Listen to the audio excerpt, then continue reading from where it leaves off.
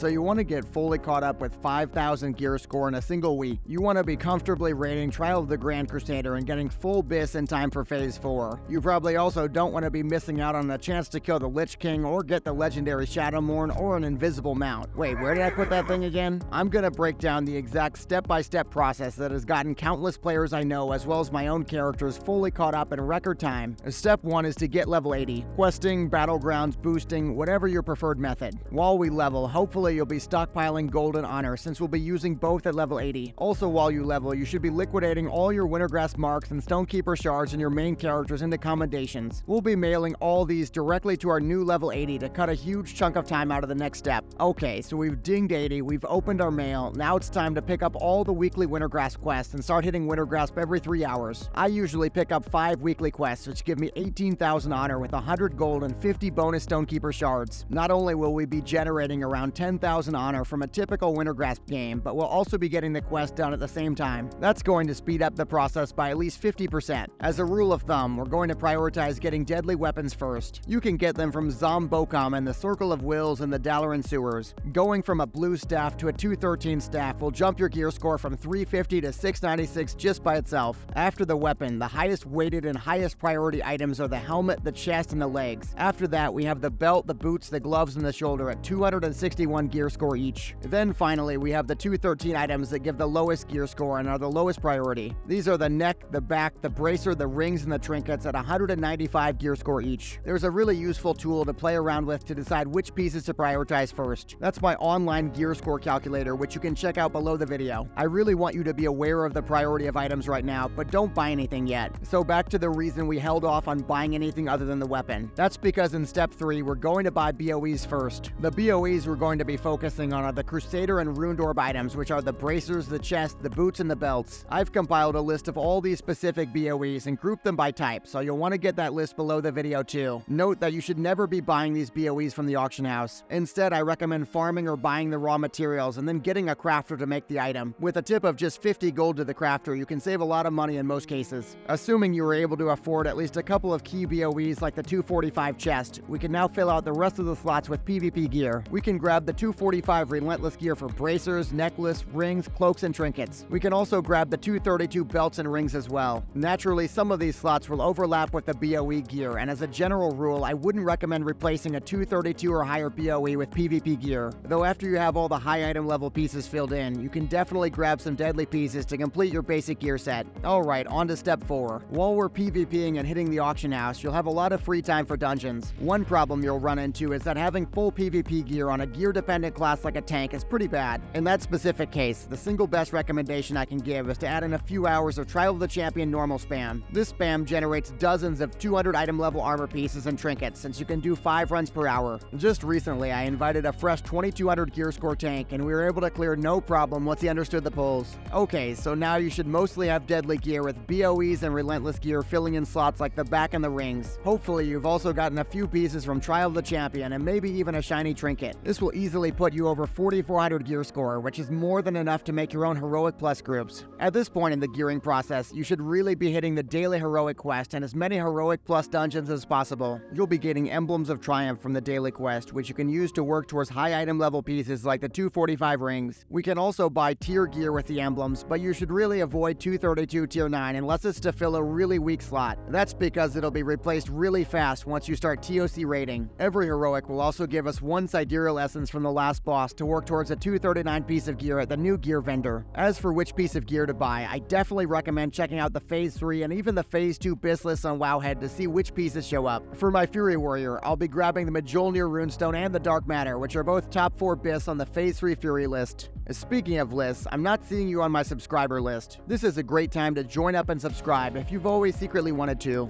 In between Heroic Plus dungeons and PvP, we can also start looking for Ulduar Soft Reserve runs or even GDKPs if you have the gold. Many of the Ulduar runs going on nowadays are focused on normal modes, so the gear requirement's usually around 4500 gear score or even lower. This is also where I love to start hitting lockouts for Vault of Archivon and Onyxia. I haven't missed a single 10 or 25 man VOA or Ani on any of my 3 healers so far, and I'm been rewarded with multiple 245 drops. That includes weapons, the Ani head, thousands of golden gems. It's just crazy how good these runs are, and nobody even does gear checks. One tool I've been using to make sure I don't miss any lockouts is my raid lockout checklist, which I've linked below the video. I just make a copy each week, and I check the boxes for each raid as I do them to keep things organized. This is also the great point at which we can start finally looking for normal mode TOC runs for both 10 and 25 man. These runs are your best key to grab more emblems, trophy tier tokens, and of course the higher item level gear to get into those hard mode runs. With around 4600 gear score, you can start making or even joining 10-man hard mode runs. Although you likely won't get 50 out of 50 the first few weeks, you'll be generating a huge amount of relevant upgrades. Then at about 4800 gear score, it should be no problem to get into hard mode runs or to even join a guild. Just don't get too comfortable though, because Phase 4 is coming and you don't want to be playing catch up all over again. And that's why you should also watch my Phase 4 investments video so you don't get way behind on gold.